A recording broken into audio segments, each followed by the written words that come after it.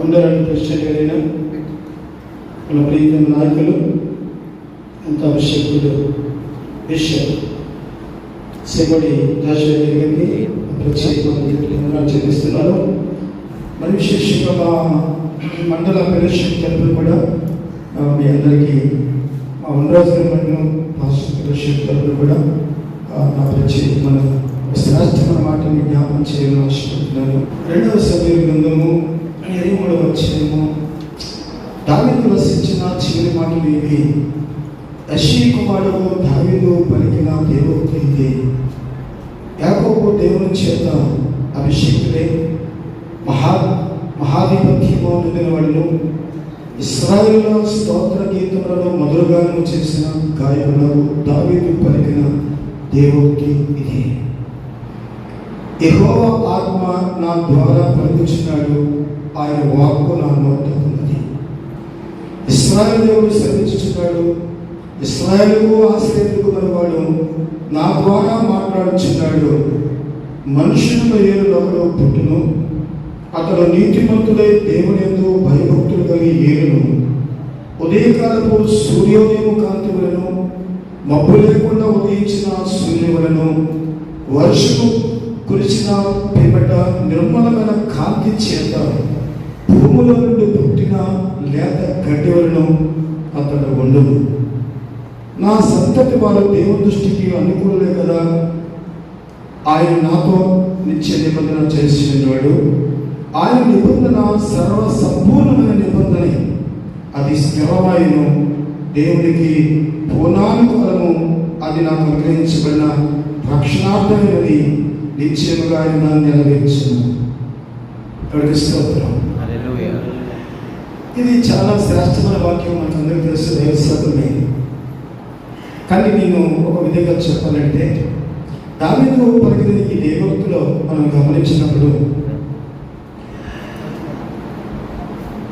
ఒక మహోన్నతుడు, అతడు మనుషులు ఏడుటకు దేవుని ఆత్మ ఏడుటకు పుడతాడు అనేటువంటి ప్రవచనాన్ని మనం చూస్తున్నాం. అతడు నీతిమంతుడై దేవుని యందు భయభక్తులు గలవాడుగా వెళ్తాడని, ఉదయకాలపు సూర్యోదయ కాంతి వలె మబ్బు లేకుండా ఉదయించిన సూర్యుని వలె వర్షం కురిపించిన నిపుణులను కాంతించారు. భూమిలో లేత గడ్డి వలె అతడు ఉండును అనే మాట మనకు స్పష్టంగా కనిపిస్తుంది. ఈనాడు మనం చూస్తే అందరూ నాయకులుగా చాలా మంది పుడుతున్నారు, పుట్టుకొస్తున్నారు, పుట్టుకొడుకున్నా. కానీ ప్రజలను మేము పరిపాలిస్తున్నాం, ప్రజల మీద నాయకులుగా మేము శిలారం అవుతున్నాం, ప్రజలకు నాయకులు మేమే అనేటువంటి ప్రకార పరిపాలకులు వారు చాలా మంది ఉన్నారు. నిజమా? కానీ నీతిగా భావించేవారు, నీతి కలిగి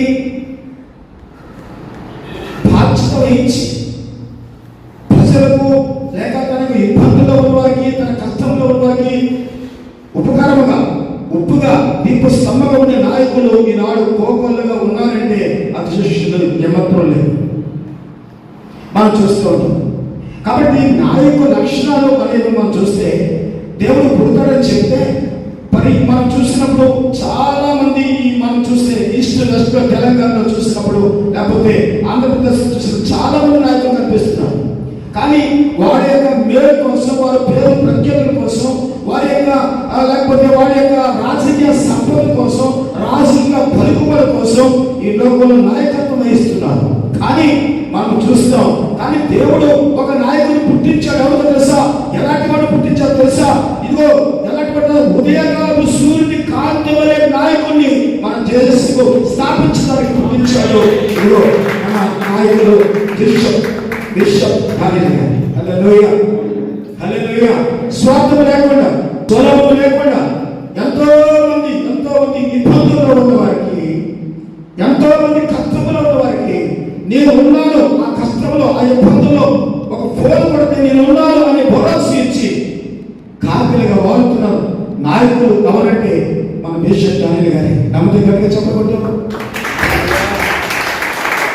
గడిచిన సంవత్సరంలో తెలుసు, మా మండలంలో దైవజనానికి ఇదే పరిస్థితి జరిగినప్పుడు మొత్తం రెచ్చిపోతున్నప్పుడు మేము చేయవలసిన మేము చేసినా కానీ ఒక నాయకుడు ఉన్నారు, ఆయన యథార్థవంతుడు, ఆయన సూర్యుడు వలె ప్రకాశిస్తున్నాడు అనేటువంటి పిల్లగా గొప్ప మరి ఆయన లక్షణాలను ఒక ఫోన్ చేస్తే చాలు మీలో కొంతమంది మన నాయకులు వచ్చి భరోసా ఇచ్చి ఆ చర్చ నిలబెట్టాం.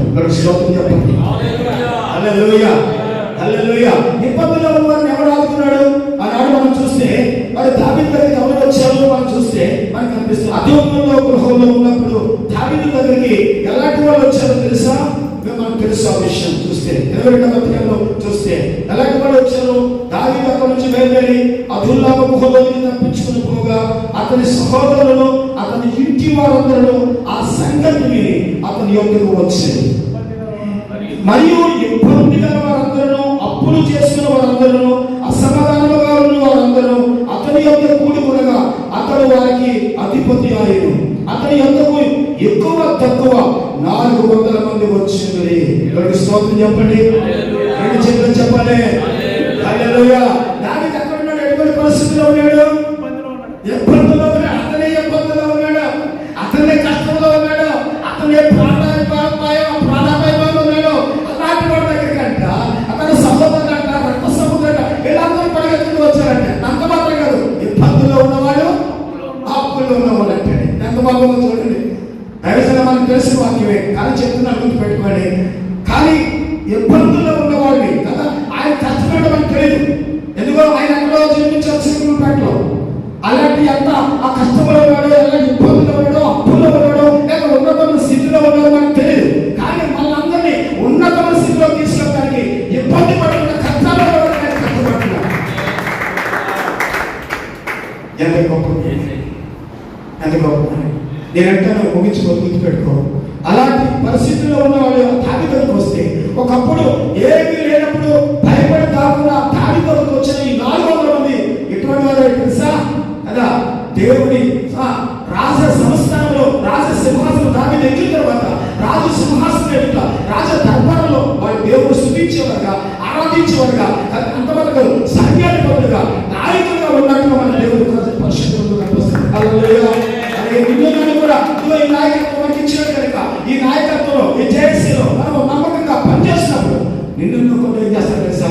ఒక నాయకుడు అది ఒక సేవకి ఒక ఇబ్బంది వచ్చిన, ఒక కష్టం వచ్చిన, ఒకవేళ మనం అందరూ మీరు ఎలాగైతే స్పందిస్తూ స్పందించి వెంటనే ఆ కష్టాల్లో ఆ సేవలో ఎలాగైతే పెడుతున్నాం, ఇదే ఐక్యత కదా, ఇదే ఐక్యత, ఇదే ప్రేమ, ఇదే అనుబంధం ఎప్పుడో తెలుసా కదా? అదే ఒక దైవజనుడు చెప్తున్నారు, ఏదో ఇబ్బంది వచ్చింది, నాకు ఇబ్బంది తీరిపోయింది, కష్టం తీరిపోయింది, నాకు చేసింది పని లేదు అనే మాటలు చెప్పకుండా ఎప్పటి వరకు సాగిపోతుంది తెలుసా? చర్చలో వరకు సాగాలి. హల్లెలూయా చెప్పండి. హల్లెలూయా.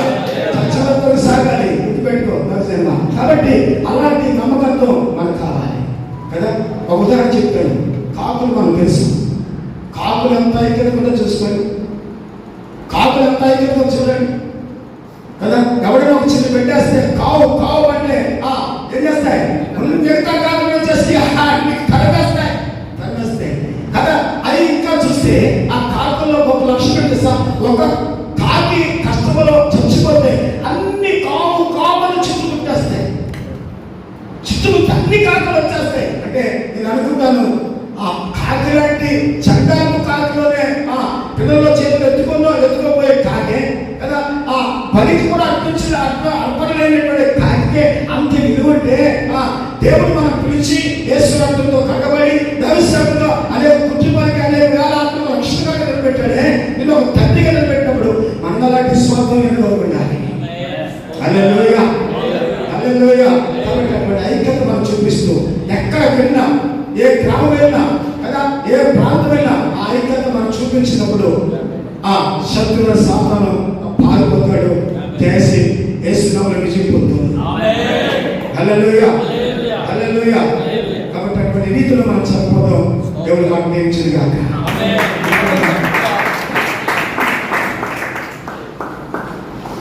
మంచిదండి.